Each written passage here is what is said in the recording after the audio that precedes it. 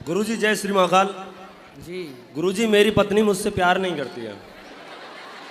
किससे प्यार करती है? गुरुजी पता ही नहीं है। गुरुजी ये है पता नहीं चल रहा है। मैं सोचता हूँ फिर उसके बाद में क्या होता है, सपने में क्यों आती है जब मुझसे वो प्यार नहीं करती है तो। नहीं, वो आपको बहुत प्यार करती है, आप समझ नहीं पाए उसके प्यार को। गुरुजी आपकी पत्नी आपसे बहुत प्यार करती है। आपके साथ ही रहती है कि अलग रहती है? नहीं गुरुजी मायके में रहती है। कब से? 4 साल हो गए गुरुजी। बच्चे हैं? एक लड़का है गुरुजी। कितने साल का? 3 साल का हो गया गुरुजी। तो आपकी पत्नी 4 साल से मायके में ही है? जी केस कर रखा है गुरुजी। किस बात का? बहुत अन्य केस लगा रखे हैं, जैसे 77 हुआ, अन्य और भी केस हैं गुरुजी। 77 क्या होता है? ये तो गुरुजी मैं जानता नहीं 77 क्या होता है। चलो ये बताओ, तो आपकी पत्नी ने आप पे केस लगा दिया, क्या गलती थी आपकी?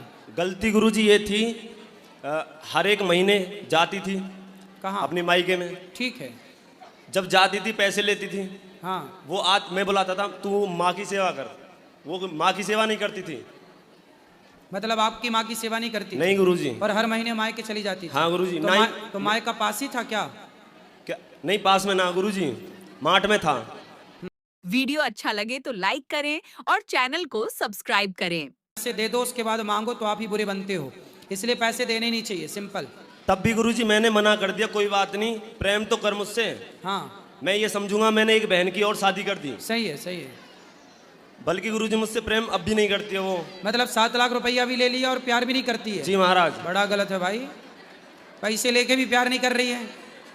उसे तो करना ही चाहिए कि भाई पैसे दिए, आप तो 7 लाख का तो चुका है, पूरे चुक जाए फिर भले भाग जाए। नहीं गुरुजी पहली बात ये है, मैं पैसे से प्यार नहीं करता हूँ। मैं चाहता हूँ मेरी घरवाली मुझसे प्यार प्रेम करे, और कुछ नहीं चाहता हूँ गुरुजी मैं किसी से। तो वो क्यों आपसे बात नहीं करती मोबाइल पे? नहीं गुरुजी। तो आप जाओ ना, एक बार बात करो, डायरेक्ट मिलो। गुरुजी गया था, केस लगा दिया, कट्टे का केस लगा दिया गुरुजी। कट्टे मतलब? तमंचे का। तमंचा? जी। कि मारने आया है? हाँ जी। तो आप मारने गए थे क्या? नहीं गुरुजी। प्यार की भीख मांगने गए थे? हाँ जी। देखो एक पति बेचारा पत्नी के पास प्यार की भीख मांगने गया और पत्नी ने उस पर तमंचे का केस लगा के कितना अत्याचार किया।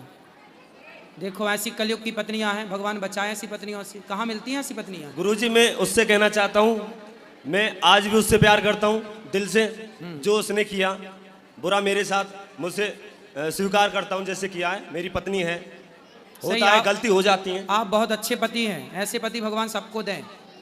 आज भी गुरुजी अपने मन से आए तो आ सकती है, खुला दरबार है उसके लिए। बिल्कुल। तो नहीं आ रही है वो? नहीं लेकिन अब ये वीडियो देखेगी तो बेचारी आ जाएगी। गुरुजी वीडियो देखे अच्छी बात है, मैं उससे कहना चाहता हूँ मैं आपसे प्यार करता हूँ पत्नी जी। क्या नाम है उसका? शीतल। शीतल? तो ऐसे ही बोलो ना, शीतल मैं तेरे से प्यार करता हूँ, ऐसा बोलो। शीतल मैं आपसे प्यार करता हूँ, आई लव यू। हाँ बढ़िया है। चलो भैया आप शीतल तक ये बात पहुँचाओ इनकी। एक आशिक परेशान है अपनी पत्नी के लिए।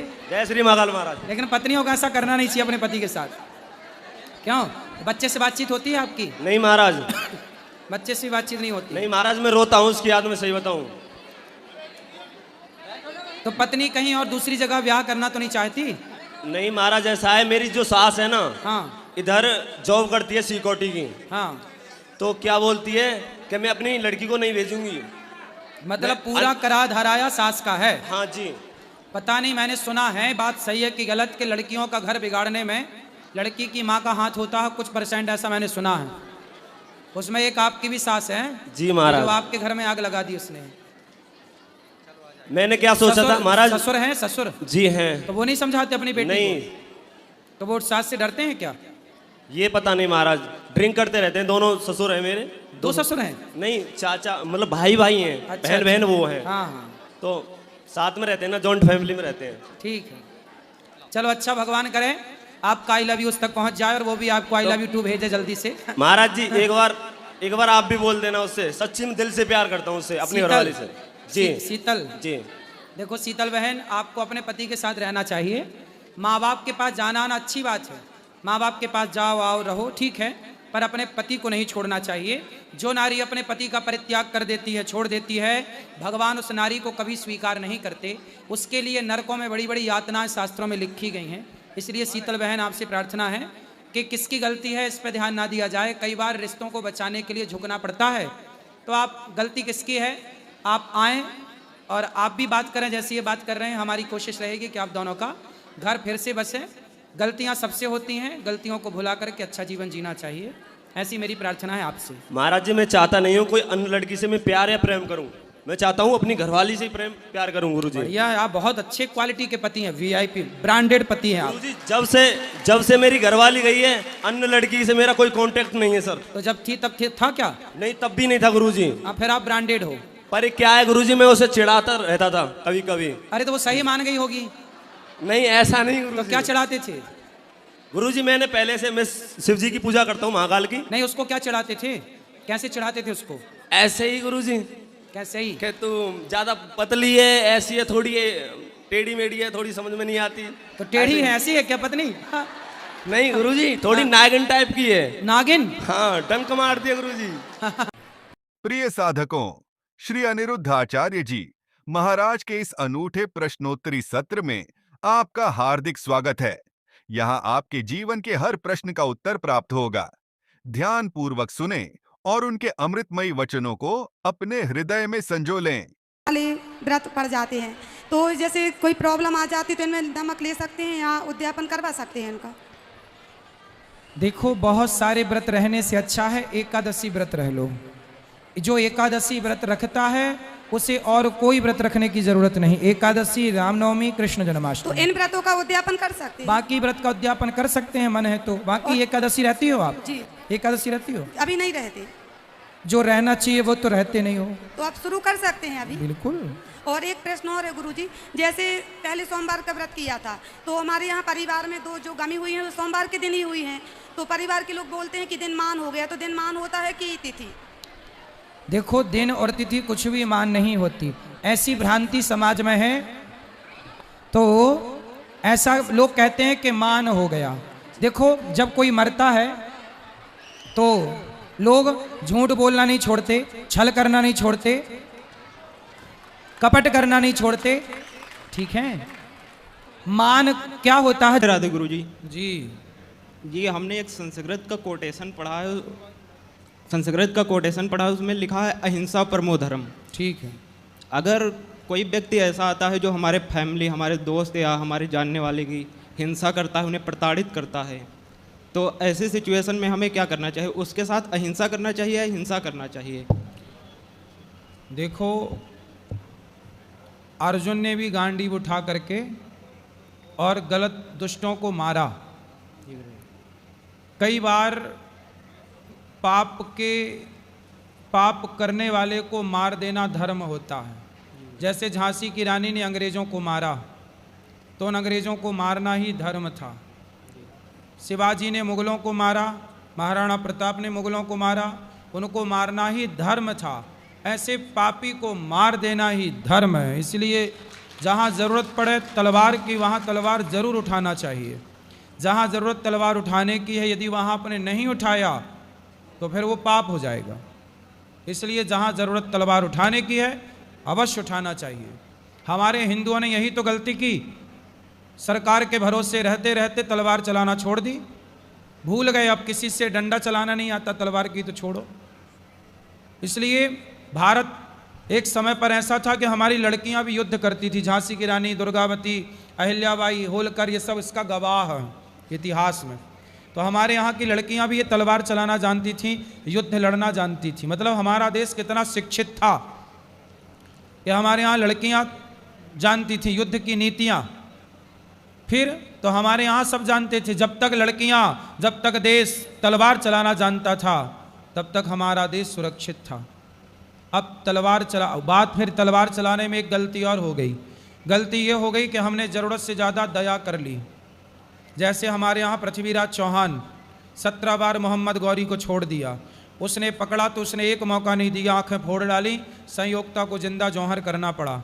इसलिए दया उस पर मत करो कि जिस पर दया करने के बाद आपकी बहन बेटियों को जिंदा जलना पड़े। इसलिए दया ज़रूरत से ज़्यादा ना हो, क्योंकि वह दया ही बाद में पतन का कारण बन जाएगी।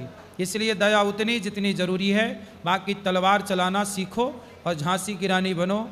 बेटियों को झांसी की रानी, बेटों को शिवाजी बनाओ यदि अच्छा भारत चाहते हो तो। वरना ऐसे आतंकवादियों के हाथ मरते ही रहना है तो फिर कुछ मत चलाओ। गुरुजी, एक और क्वेश्चन है। स्वर्ग क्या है और नर्क क्या है? स्वर्ग क्या है? कहते हैं कि जननी जन्म भूमश्चा स्वर्गादपि गरीयसी, जन्म देने वाली माता और जन्मभूमि ही स्वर्ग होती है, यही स्वर्ग है। माँ की सेवा में स्वर्ग है, माँ की गोद। राधे राधे गुरुजी। जी मैं ये कहना चाह रहा था आपसे कि बात तो मतलब हम कहीं बाहर भी करेंगे तो भी आदमी हमारी बात सुनेगा, पर दूर तक हमारी आवाज़ और दूर तक हमारा कोई देख नहीं सकता है, और आपके माध्यम से हमको मतलब हर जगह देख सकते हैं लोग। जी। अभी आज मैं सुबह के टाइम में सोम आश्रम के पास में दुकान है, तो एक मुसलमान ने आज वो बात कही जो हमको मतलब सुनने में बहुत बेकार लगा। क्या कहा? वो ये बोला कि मतलब जैसा यहाँ पर अभी एक हादसा हुआ है, तो उस हादसे में वो सारे मुसलमान को तुरा नहीं हो सकते हैं, जो 5 लोग ने मारे हैं 26 आदमी, वो सारे मुसलमान तो नहीं हो सकते हैं ना। थोड़ा माइक दूर करो। अब जब सारे 6 लोग में से सारे मुसलमान नहीं हो सकते हैं, फिर हिंदू क्यों नहीं? मतलब पाकिस्तान में जो हमला कर रहे हैं पाकिस्तान वाले, उसमें से बता रहे हैं कि ना उनका कोई धर्म नहीं होता है। धर्म क्यों नहीं होता है? हमारे हिंदू धर्म के तो कभी नहीं टेररिस्ट बनते हैं ना। सही है। और ये लोग यही हर बार में यही बात आती है कि मतलब जो भी करने वाले हैं उसमें से कहते हैं कोई धर्म नहीं है, धर्म नहीं है। मतलब 3 बार हो चुका। आतंकवादियों का भी धर्म है, और आतंकवादियों का धर्म क्या है? उन्होंने जाति पूछी, आप हिंदू हैं तो मार दिया, मुसलमान था तो नहीं मारा। तो मतलब आतंक का भी एक धर्म है ना? मुसलमानों को नहीं मारा जी, और हिंदुओं को मारा, मतलब हिंदू को वो अपना दुश्मन मानते हैं, और मुसलमान तो वो हैं। तो मुसलमान और आतंक ये पर्यायवाची हैं। जी। तो वही चीज़ तो समझ में आना चाहिए ना सभी को। मतलब सभी हिंदू हमारे क्या है कि ये चीज़ को समझते ही नहीं है। तेरे को कौन नहीं समझता? बहुत से हिंदू हैं जो बेचारे मतलब समझते, हिंदू समझते हैं। अब लोगों को वोट चाहिए तो कुछ नेता नहीं समझते, समझते सब हैं। समझना, वो ना समझने का नाटक करते हैं। नहीं तो पुलवामा में जो जैसे हमला हुआ है, इसमें पहले हमको क्या समझना चाहिए कि ये खाली ऐसे ही नेता नगरी में बात चलती रहे, आगे का कुछ एक्शन नहीं होना चाहिए। अब देख लो, ये भारत की जनता उन नेताओं को भी जिताती है जो नेता आतंकवादियों का साथ देते हैं। देख लो, ऐसा नहीं होना चाहिए। हमको बाद में फैसला सब लेना चाहिए, पहले हमको उसको मुंह तोड़ जवाब देना चाहिए। किसको? पाकिस्तानियों को। तो आपके हिसाब से क्या जवाब देना चाहिए? हमारे हिसाब से तो यही जवाब होना चाहिए कि सर इसको पहले इसने 26 मारे थे, हमें पहले 2600 मार देना चाहिए, उसके बाद कोई फैसला लेना चाहिए। मार देना समाधान नहीं है। समाधान ये है कि पूरे पाकिस्तान को पुनः भारत में विलय करके एक अखंड भारत की स्थापना की जाए। जी बिल्कुल सर, राधे राधे। साला खेल ही ना रहे पाकिस्तान का। जी, एक भारत, एक भारत, पूरी सेना जाए जी, और उनको अपने कब्जे में ले, जो उत्पात मचाए जेल में डाले, और पूरे पाकिस्तान को हिंदुस्तान पुनः बना लेना चाहिए। पर गुरुदेव ये बात तो है कि अभी मैं तेरे को मान लो कि कुछ गुनहगार हैं, उनको हम जेल में डाल दें, पर जेल में डालने के बाद फिर कोई नया तैयार होता है, फिर उसको छुड़वाता है। कौन? यही नेता ही होते हैं। अरे अब तो पाकिस्तान जब भारत का हिस्सा हो जाएगा तो फिर क्या दिक्कत है? तो हिस्सा बनाना ना चाहिए ना। कई बार तो 3 बार तो हिस्सा बना चुके, उसके बाद भी तो हमला ही कर रहे हैं। नहीं, अभी बना नहीं है बेटा। हम जो बात कह रहे हैं वो एक बार में ही खत्म हो जाएगी कहानी सारी। पूरा पाकिस्तान एक हिंदुस्तान पुनः। जो गलती महात्मा गांधी जी ने की, उस गलती। राधे राधे गुरु जी। जी गुरु जी, हम लोग का आज एनिवर्सरी है, आप आशीर्वाद दे दीजिए। खुश रहिए। गुरु जी, मेरा प्रश्न ये है कि जितना भी अच्छा काम करने से लोग अच्छे क्यों नहीं बोलते हैं? क्या अच्छा किया आपने? गुरुजी, मैं एक नर्सिंग स्टाफ हूँ, दिल्ली में जॉब करती हूँ। तो हमारे शादी को आज 1 साल पूरा हो गया। तो हम लोग थोड़ा अलग रहते हैं। ये मेरे हस्बैंड जी है बेंगलोर में रहते हैं, मैं दिल्ली में रहती हूँ। तो बीच बीच में मिलते रहती हूँ। तो लोग बोलते हैं कि शादी करने के बाद अलग अलग नहीं रहना चाहिए। क्या ये सही है कि गलत है? नहीं तो अलग अलग क्यों रहती हो? साथ में रहो पति के। तो अभी साथ में रहने के लिए थोड़ा सा टाइम है, जैसे 6 महीने के लिए, तो अलग नहीं रह सकते हैं। हाँ, तो 6 महीने बाद फिर साथ में रहो। तो अभी अलग रहना बहुत ज़रूरी है। तो लोग बोलते हैं कि साथ में रहना जरूरी है। हाँ, ये तो हम समझते हैं कि साथ में रहना चाहिए, पर अपने पैर में खड़े होने के लिए तो कुछ दिन अलग रह सकते हैं ना। तो अभी भी तो आप अपने पैर में खड़ी हो, कौन से पति की छाती में चढ़ी हो? नहीं, ये तो अपने पैर में खड़े हैं, लेकिन कंफर्टेबल हो जाने के लिए। अरे अब तो सुनो, अपने पैर में ना खड़े रहो, पति के पैर में खड़ी रहो। अब तो शादी हो गई, अब पति करेगा जो करेगा, आप तो मस्त आराम से रानी बन के रहो। नहीं गुरुजी, जब हम कर रहे हैं, जब नहीं करते तो पति के भरोसे में ही रहते हैं। अब देखो, पति आपका झोला लिए खड़ा है बेचारा, हैं? आप काम करोगी, पति आपका झोला उठाएगा। पति काम नहीं करते। राधे राधे गुरुजी। जी, बेंगलोर में सॉफ्टवेयर IFB कंपनी में सर्विसिंग कर रहा हूँ सर। सर्विसिंग कर रहे हो? जी सर। किसकी सर्विसिंग? वो गाड़ी, वो बाइक का पार्ट्स बन रहा है उधर। सही है। सुपरवाइजर हूँ सर। कितना कमाते हो? वो 25,000 सर।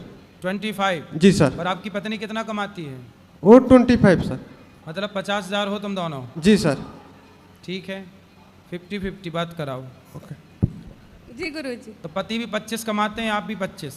जी गुरुजी। अच्छा है, कमाओ और बढ़िया अपने लिए अच्छा घर बनाओ, अच्छे से रहो, खुश रहो। पति, आप कल को आप ज़्यादा कमाने लग जाओगी तो पति को छोड़ तो नहीं दोगी? नहीं गुरुजी, नहीं छोड़ूंगी। हमें तो आपके पति की चिंता हो गई।